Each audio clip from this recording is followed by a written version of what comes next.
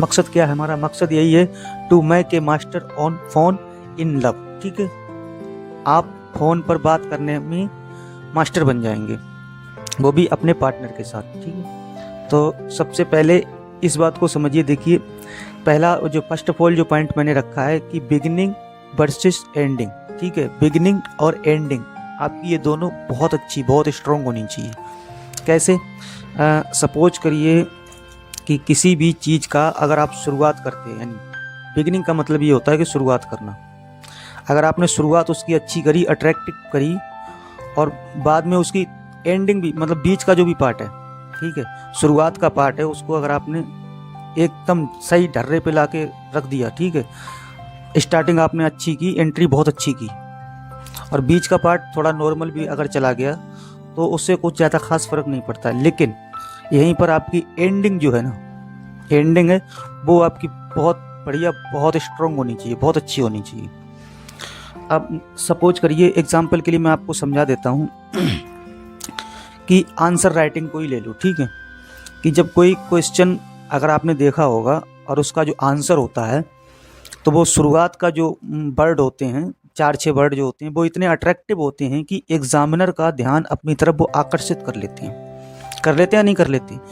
और बीच का तो नहीं खैर पता, बीच में क्या डाला जाता है क्या नहीं डाला जाता। और एंड में 4-6 वर्ड ऐसे, 1 लाइन 2 लाइन ऐसी होती हैं कि वो बहुत अच्छी होती हैं, वो भी एग्जामिनर की जो ध्यान है वो अपनी तरफ अट्रैक्ट कर लेती हैं। तो मेरे कहने का मतलब ये, शुरुआत जो हो वो आपकी एकदम जैसे एंट्री होती है बहुत बढ़िया, ज़बरदस्त एंट्री होनी चाहिए, और उसके बाद जो एंडिंग है वो भी, बात करने की जो एंडिंग है वो भी बहुत अच्छी होनी चाहिए।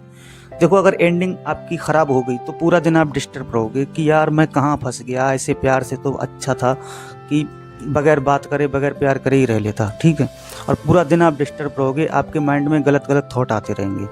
तो इसलिए हमेशा ध्यान रखना कि आपकी एंडिंग बहुत अच्छी होनी चाहिए, आपकी तरफ से कोई गलती नहीं होनी चाहिए।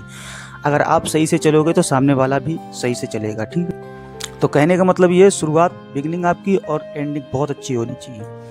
दूसरा जो मैंने पॉइंट यहाँ पर पिक करा है कि नॉर्मल टॉक और वर्सेस रोमांटिक टॉक। नॉर्मल बात और रोमांटिक बात। ठीक है, कहने का मतलब मेरा ये है कि नॉर्मल बात का जो रेशियो है वो आपका 30% होना चाहिए, यानी 30% होना चाहिए। नॉर्मल बात जो आप करोगे, घर परिवार की, फ्रेंड की, और रिश्तेदारी की, वर्क प्लेस की, मतलब घर परिवार की बात मिला लो, चाहे उनकी बात में, मतलब नॉर्मल बात जो भी आप करोगे वो 30% करोगे।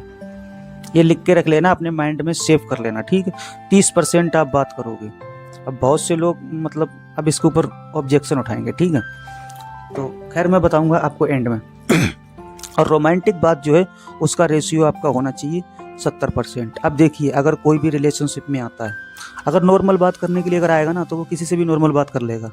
ठीक है, नॉर्मल बात करने के लिए नहीं आता। हाँ, नॉर्मल बात होनी चाहिए, घर परिवार से रिलेटेड बात होनी चाहिए, लेकिन उसका रेशियो बस 30% होना चाहिए। वो बात 30% ही होनी चाहिए, 25%, 30%, इससे ज़्यादा नहीं। ठीक है, और रोमांटिक बात जो है, जो आपके पार्टनर से रिलेटेड बात है, वो उसका रेशियो होना चाहिए 70%, 70 से 80, 85% ऐसे होना चाहिए। ठीक है, तो ध्यान रखना। अगर आपने ये पॉइंट बढ़िया से अगर समझ लिया, एक बिगिनिंग का और एक एंडिंग का, और दूसरा ये नॉर्मल और रोमांटिक बात का। ठीक है, तो नॉर्मल टॉक पे आपको 30% बात करनी है, और रोमांटिक टॉक पे आपको 70% बात करनी है। अब मैं आपको समझा देता हूँ कि तीसरा पॉइंट जो है वो बेस्ट और इम्पोर्टेंट पॉइंट है, बहुत बढ़िया पॉइंट है। देखिए, एक्चुअल और वर्सेस इमेजिंग, इसको समझिए। एक्चुअल में क्या होता है कि जैसे जो मतलब प्रेजेंट समय में जो हो रहा है वो एक्चुअल होता है। इसका भी रेशियो आपको 30% ही रखना है हकीकत में, कि मतलब अभी मैं ये भी मैं ये कर रहा हूँ, बाद में ये करूँगा, बाद में वहाँ जाऊँगा, ये करूँगा, वो करूँगा, फलाना टिमका वगैरह वगैरह, जितना भी होता है एक्चुअल में जो आप सही से मतलब कर रहे हो, प्रेजेंट समय में जो कर रहे हो, वो एक्चुअल बातें जो हैं उनका रेशियो 30% होना चाहिए। और इमेजिनरी जो बातें हैं, इमेजिनरी, इसका आपको 70% का रेशियो ही रखना है। अब इमेजिनरी का मतलब क्या होता है कि जैसे कि सपोज करिए आपका पार्टनर, आपने फ़ोन करा अपने पार्टनर के पास, ठीक है, और आपका पार्टनर सो रहा है और उसने फ़ोन उठाया, आपने पूछा क्या कर रहे हो, तो बोलेगा कि मैं अभी सो रहा हूँ, तो आपको वहाँ पर एक पॉइंट बोलना है कि ज़रा करवट बदलना, यानी करवट बदलो, मैं पीछे खड़ा हूँ, ठीक है, या मैं तुम्हारे पास सो रहा हूँ, ठीक है, या मैं तुम्हारे पास लेटा हूँ। ये ऐसी इमेजनरी वाली बातें आप कर सकते हो।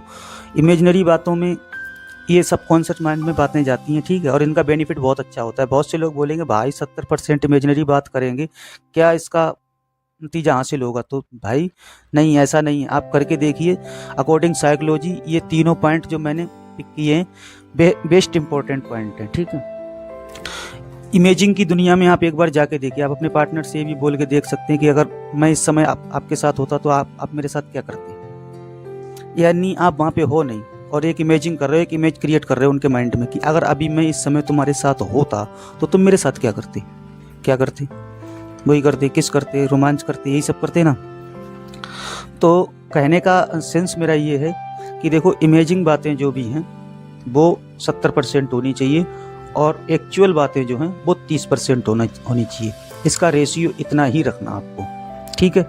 अच्छी तरह से आपके समझ में आ गया होगा। आपकी बिगनिंग अच्छी होनी चाहिए, आपकी एंडिंग अच्छी होनी चाहिए। नॉर्मल टॉक पे नॉर्मल बातें जो है उसका रेशियो 30% होना चाहिए, रोमांटिक बातों का रेशियो वो 70% होना चाहिए, और एक्चुअल बातें जो हकीकत की बातें हैं, ठीक है, जो चल रही हैं, ज़िंदगी में चल रही हैं, उनकी बातों का रेशियो जो है वो 30%, और इमेजिनरी बातें जो हैं, ठीक है, जो इमेज क्रिएट करें, उनका रेशियो 70% आपको रखना है। तो आई होप दोस्तों आप लोगों के समझ में आ गया होगा। अगर नहीं समझ में आया तो वीडियो रिपीट करके देख लेना, ठीक है, और एक बार इस वीडियो को अच्छी तरह से समझ लेना।